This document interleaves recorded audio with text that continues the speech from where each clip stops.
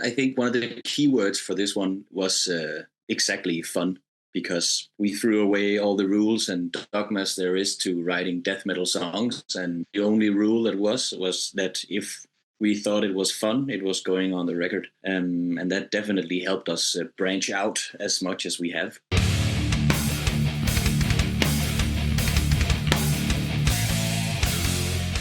What's up, everybody? It's Keefy. GhostCultMag.com as the sirens go on behind me. They're coming for me.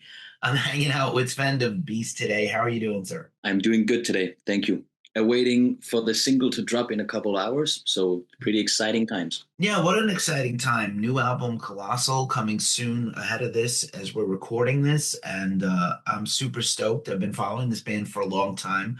Actually, the guitar player in my band, last time I saw him, was rocking his shirt, his white long sleeve from the Arch Enemy tour you guys just did. So super cool. I see the band all the time. I listen to the band. I've been following you guys since, maybe not quite the very beginning, because the band is around for about 10 years now, but definitely since the first full album. So yeah, let's talk Colossal. And I'm so stoked for this record. It's so fun. I don't use fun a lot in music. It's a lot of this riffs, but I have so much fun listening to the band, and just it seems like there's just so much love and passion put into this extremely aggressive, gnarly music. Yeah, man, I think one of the key words for this one was exactly fun, because we threw away all the rules and dogmas there is to writing death metal songs, and the only rule that was that if we thought it was fun, it was going on the record, and that definitely helped us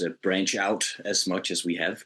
Yeah, that's the way for us, I think. Amazing, and I feel like the profile of the band has been rising. I think there's been some amazing music coming out of Denmark. It's not just a little drummer in Metallica and King Diamond anymore. It's a great scene of bands, and I feel like you're helping put your country a little stronger on the map. It's hard with Finland and Scandinavia and all the other Swedish, so all the Swedish bands, but like I feel like Denmark is really the profile is raised now, finally, I think, to where it belongs. Yeah, that scene is exploding.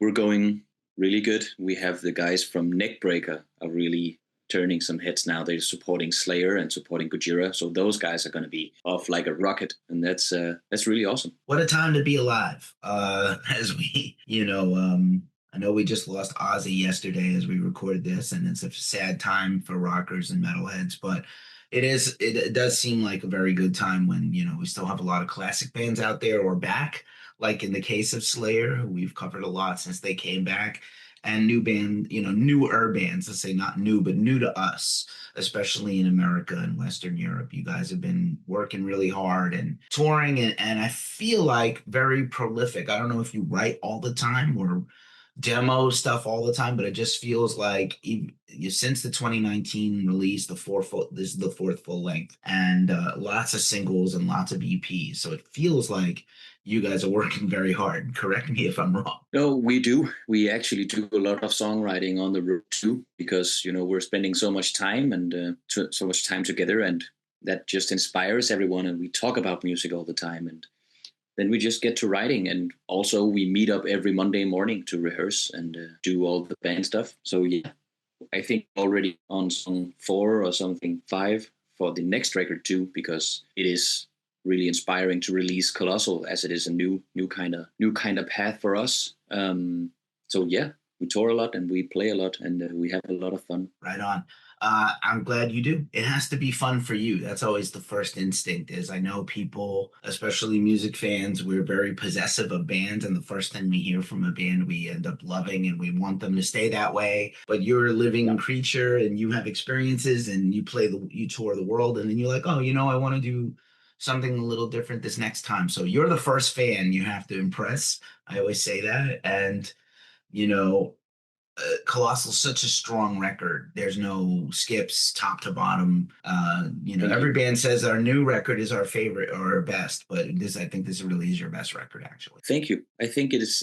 I don't know. Yeah, of course, it's our favorite. But some of the riffs are from when Lasse was 14. Some of them is from when I was 15, and it's like a full circle kind of project. And everyone got their early influences to be a part of that record, because we just all the rules we had ourselves. So yeah, I'm pretty excited to release it very soon and hear what people think. Right on. And I was a big fan, by the way, of Necrosapiens. So just so everybody knows, I've been following the band, and you put out that first big, release in 2019, and then the whole world ground to a halt, but you kept going and kept working, which was nice. And work ethic is a thing. Nothing gets handed to you, and it's in the music business. You have to earn your time, whatever that is. And I hope people appreciate and understand that. It seems like you've taken this very seriously, and it's reflected in the quality of the records. I really hope so too. We're definitely ready. It's been going well for 10 years, and now we're ready to bring it to the bigger stages too. We did that with Arch Enemy. They put us on the tour in the US and Canada, which was the best tour we've ever done. And so more of those to come, I hope. But nonetheless, we'll keep playing and keep writing, no matter what happens. Right on. We want you back here. Like I said, by all accounts, a lot of impressed heads here in the West Coast. Arch Enemy, one of the most professional bands I've ever met, actually. And always very first class with everything, how they treat people, how they carry themselves, business dealings. I'm always a big fan. So going all the way back. But, I love Michael. I'm sure as a guitar player, you have to, there's like, everybody has like a little shrine. Michael is kind of the new Michael Schegner, Michael Ahmad. He is, the guitar hero's guitar hero. He's so good. He is very much, and he's not difficult to talk to. He's open about talking about his gear, his shirt collection, his history in all the different bands. So he's an all-around cool guy, like a normal rocker, and that's pretty cool to experience as well. Yeah, and I don't know. Yeah, he's so laid back. Also, he's unassuming, which is surprising because if he was sort of like, oh, I'm Michael. If he was a little egotistical, you could appreciate why, because he's so good. He's so good. But he's so nice. He always struck me as very nice the few times we've met in person. So very cool stuff. As far as Colossal is concerned, like I said, it's definitely a step up. It's definitely heavier and catchier than anything. But I love, again, the song quality. It feels like this album was done with so much care. It's long, but like I said, there's no songs I would leave off or kick off the island, if you will. I would keep everything. So I'm glad you did too. Yeah, I'm glad we did too. It's tough to decide. We have some bonus songs for the CD edition that didn't make the album. But yeah, I think we're very, very happy with it. We spent a long time we were in the studio 5 or 6 times. So it was a long process, but I think that's the right thing to do. We got to play a lot of the songs live before recording them to see how they went on, with an audience. So yeah, definitely the most different record recording, writing, and sound-wise we've ever done. Absolutely. And one of the trademarks of the band, beside great merch, is always great artwork on the albums. I love this very distinctive artwork. It's super eye-catching, right? With the colors, it's very vibrant, but it's also like, just definitely represents the name Colossal. It feels huge. And I wanted to shout out your artist properly. Yeah, man, it's an amazing cover, and he really understood right away when I talked to him about Judas Priest and Thin Lizzy Chinatown and all that era of covers that are just huge. And I think he hit it spot on. I think it's a great cover. It's very different from our other covers, but then again, it is a very different record. So I'm really happy how that turned out as well. Yeah, it's definitely not an atypical, death metal related cover, but it definitely works. And I love that you mentioned Thin Lizzy. That's one of my favorite bands, and clearly an influence on Baest. And, so underrated. I feel like people only, they know the hits radio here in America plays just the hit songs, or the hit songs end up in a car commercial or a movie. But such a fantastic band all the way through, really from the beginning, just an incredible run. And I just feel like here in America, they just didn't get to be as big as they should have, but it makes me sad. But what an incredible band, and I clearly a band that has their fingerprints on your band. Very much, especially Light the Beacons, that instrumental before the last track of the album is an homage to everything Irish and Cliffs of Dover and Mark Knopfler, and we listen to it a lot and we like that melodic rock. It's nice we got to put an instrumental like that into the album. Right on. I'm glad too. We are right around the corner. It's the midst of festival season in Europe, and we have some festivals here in America. We're starting to do our part where we're catching up, but not quite. And you are playing Beyond the Gates, which we've covered last year and we'll cover again in the future. And super excited about that. Is there anybody beside your own performance that you're most excited to see on that lineup? I actually don't think we're playing Beyond the Gates. Oh, okay. Sorry. My bad. Oh, okay. It's all good. I got my schedule. Sorry, continue.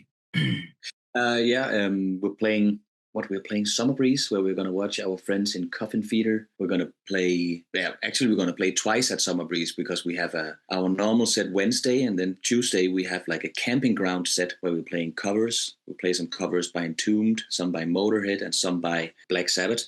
So it's going to be a fun festival. I can't really remember the lineup, but I remember looking at it and being like, holy shit, we're going to be so busy playing and busy watching other bands. So it's going to be awesome. Right on. Summer Breeze, one of the best names in metal festivals, and they've branched out to other countries, and such a fun time. And I'm excited. Cover set, I would imagine any covers you guys do would be hella good. But I'm really that's very exciting. Motorhead and Sabbath, of course. Yeah. Maybe we get some Thin Lizzy in there, some Thin Lizzy death metal, maybe like a death metal version of Emerald. Yeah, maybe we really want to do Black Rose. Oh, Black Rose because is great. Yeah, it's a huge track. So yeah, Black Rose. We also talked about doing Kansas, Carry On My Wayward Son. Also, we talked about doing some Opeth covers when we get the time, because we spend all the time writing our own. But someday we'll have the time to do a really fun cover. Nice. I'm surprised more people don't cover Opeth. They're so huge and such a rich catalog to pull from. If you love the early black and death metal, you have that. If you like the stoner doom, you can do the newer stuff, a little psychedelic rock, the krautrock stuff. So yeah, there's a little something for everybody. I have definitely hurt myself trying to learn Deliverance on bass really hard to get the rhythms. So shout out to them. So yeah, that's fun. What do you need to take with you on tour to keep like a little essence of home so you feel good when you hit the road?